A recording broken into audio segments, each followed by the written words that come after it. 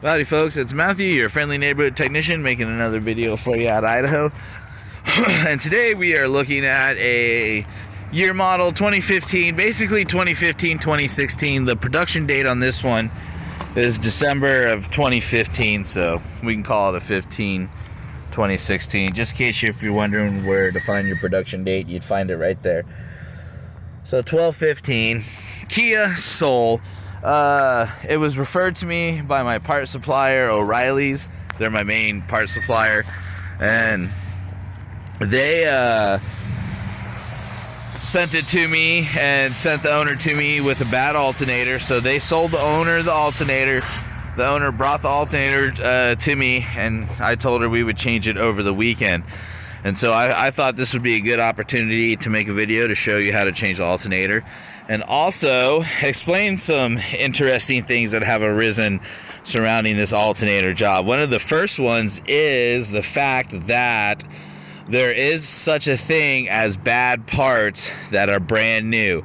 We call them bad, fresh out of the box. You know, basically, back in the day when I really started getting into this career and business, one of my mentors explained to me that it's going to get to a point to where getting bad parts out of the box, especially electronic parts, is going to become a very common thing, and that's because of the volume of parts that people like myself are removing and installing. So I have gotten to the point in my career where considering the fact that the new part you installed is actually bad is not uncommon at all. And that is what has happened on this Kia Soul. We installed a new alternator on it, and it immediately began to overheat and burning and smoking, and it was not fun at all.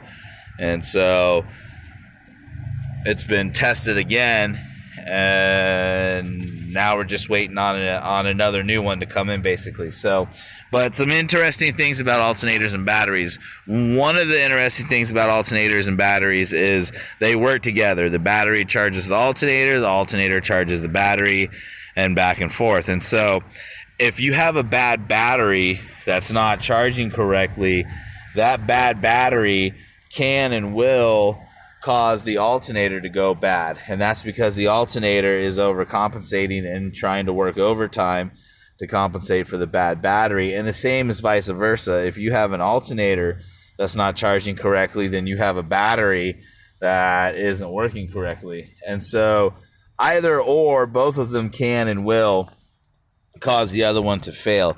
In most cases, I, on the professional level, like to go ahead and change both alternator and batteries at the same time. Some people may disagree about that and say that's just spending extra money. But again, because it's a two-part system, battery and alternator and battery, when one goes out, to avoid having to come back and spend more money 3 months down the road or whatever, for me, I always think it's best just to change both of them at the same time, and then you're done, and both things are under warranty. So if 3 months later something does go out with the system, you don't have to pay for it, and you just warranty it out. So to me, it's more cost effective to replace both alternator and battery at the same time. But sometimes if you need to save money, it's okay to replace one or the other. The best thing to do with a bad battery, if the alternator has gone bad but the battery still tests good, is to go ahead and charge it overnight with a trickle charge and see if it'll continue to hold a charge. If it will, then it's probably okay to reinstall it and move forward. So there's some information surrounding alternators. Let's go ahead and move forward with this Kia Soul alternator replacement. And since I need to remove this new alternator, I'm going to show you how to do that. So here we go. You're going to want anywhere from a 12 to a 13 millimeter socket. You're also going to want a 14 millimeter socket. Make sure you disconnect your battery first, so that way you don't cause any electrical damage while you're in there working. So to disconnect your battery over there, you're going to want a 10 millimeter wrench or a little socket. It's not too difficult. just go ahead and loosen your battery cables, your ground to the frame. At your positive, loosen that up and do that. And then from there, alternator is not too complicated. First thing you want to do is identify all of your electrical connections in the way and do what you can to get rid of them. Your battery connection for your alternator is going to be a 12 millimeter nut. So use a small ratchet and socket to get in there, get that loose and move that out of the way, and then go ahead and unplug your alternator here. You've got a cam sensor here. Unplug that so that way you can just kind of remove this wire harness out of the way. And then from there, you will have your alternator acts as your tensioner on this vehicle. So here's your tensioner. This is going to be a 12 millimeter socket. Go ahead and use that. I do not adjust tension or anything by moving or messing with the adjuster. I just go ahead and remove the mounting bolt and then remove it all as one. And when I put it back, I put it back exactly how it came out. Okay. And so you're going to remove that, and then you're going to go directly down underneath the alternator pulley here. There'll be a 14 millimeter bolt there. You're going to loosen that up and then go ahead and remove your belt. You also have two 12 millimeter bolts here. It pays to go ahead and remove this bracket out of the way before you try to remove your alternator, so that way you have the room to do so. So I'm going to go ahead and do this and just kind of show you how it's done.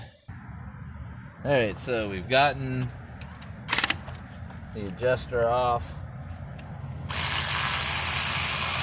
Now we're going to get this bracket out of the way. And one bracket bolt. Now the bracket bolts are different sizes, so kind of pay attention to that.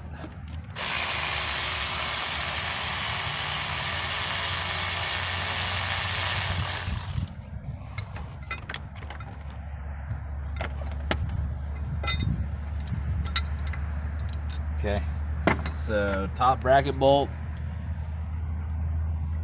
bottom bracket bolt, top, bottom. So yeah, just kind of pay attention to that.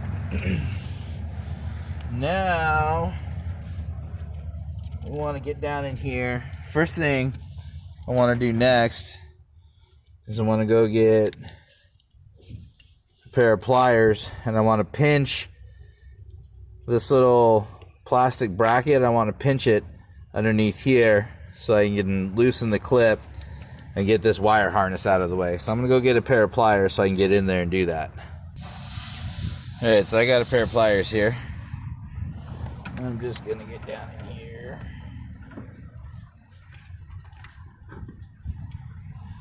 The best I can. You know what, this might not be the best pair.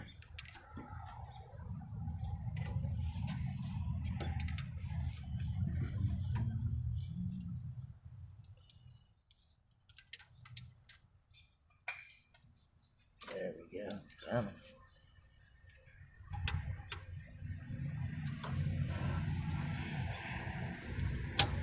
All right. So I was able to get that out.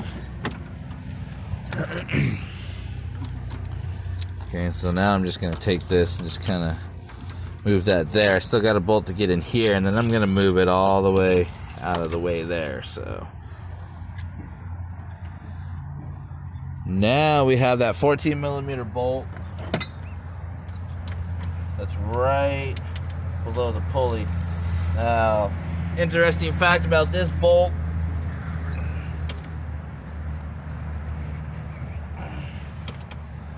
is you don't have to take it all the way out. Okay, because the bracket, it's not a closed hole. It's more of like a crescent moon, a half shape, so you don't have to take that all the way out. All right, lift up. Once you get it loose, though, you should be able to lift up on your alternator. that should allow you to go ahead and get your belt off.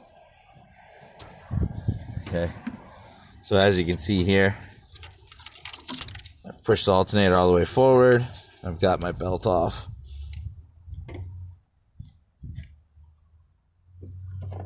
So now I'm just going to get back in there.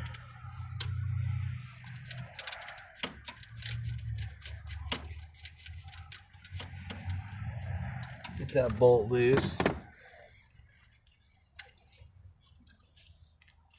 And then see if I can pull this alternator out of there.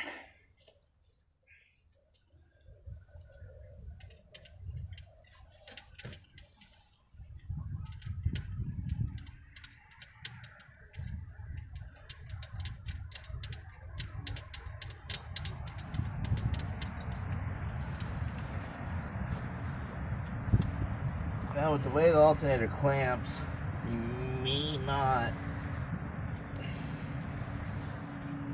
be able to pull it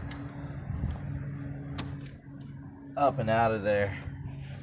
And actually, I got ahead of myself just a hair and realized I need to pull off my battery connect cable. So it happens to the best of us.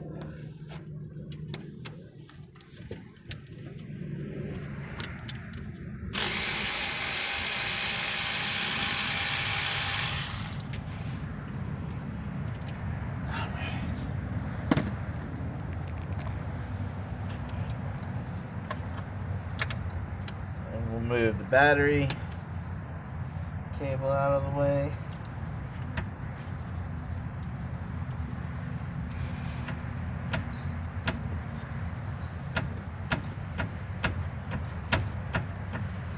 Come on, alternator. There we go. And we have birthed a baby boy. All right, there we go. And there's your alternator removal. Now this alternator, again, holy smokes, okay.